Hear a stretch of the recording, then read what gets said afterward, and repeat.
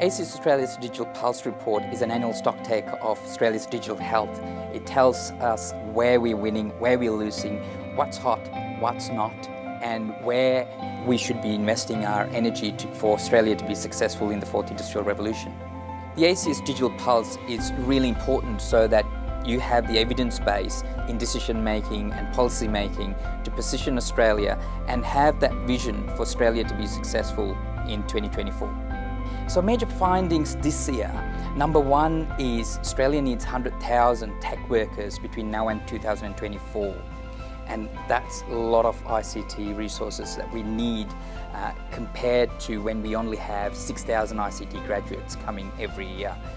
The bigger question is, how are we actually going to fill these 100,000 jobs? So we need to have short-term strategies in terms of attracting talent from overseas, as well as upskilling and reskilling our current existing workforce, and longer-term strategies in terms of looking at our education system and making sure it continues to evolve and adapt to meet the demands of the current situation. And the other finding is, if the existing workforce can have ICT skills, then they can earn $11,000 more. No one's going to say no to $11,000 more, are they? The Australians should care because ICT is expected to contribute $65 billion to Australia's bottom line in 2023. So that's a big amount that we will be relying upon. And the 100,000 ICT workers that we need to make sure that Australians are prepared to take those opportunities and contribute to the economy. An investment in ICT skills and the ICT infrastructure is really important for Australia to maintain our global competitiveness. IT-related jobs in non-tech related industries are going really rapidly, and health sector is leading the way. It requires 50% more tech workers in health sector for them to keep up with the pace. So if they don't have the tech talent, that'll impair the health industry, for example. And also artificial intelligence. It's a tool that's used by almost everybody in planning, in researching, in quite a lot of the work that is done by humans at the lower level of the spectrum. So we need to make sure that we have those skills and people are able to work with artificial intelligence, machine learning, and those skills are there. People are able to work alongside computers, with computers, and understanding technology, so they can make sure we are not just consumers of technology, we are actually able to derive value from technology.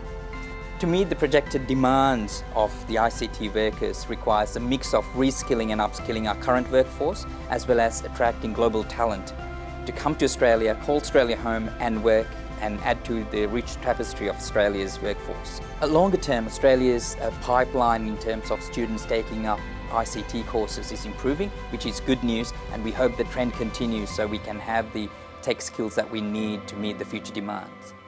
Well, our industry has been lagging in terms of female participation for a long period of time. However, for the first time since we commissioned the Digital Pulse Report, there is slight increase in female participation. So it's a step in the right direction, which is great, and we hope that trend continues. We'd love to have more females in tech sector because diversity in our sector is really, really important. Australia needs better tax clarity when it comes to the startup sector. If you compare ourselves with UK and Canada, they both have better incentives for investments into startups, and we need to learn from it and make sure that the startups can be successful and create the jobs of the future.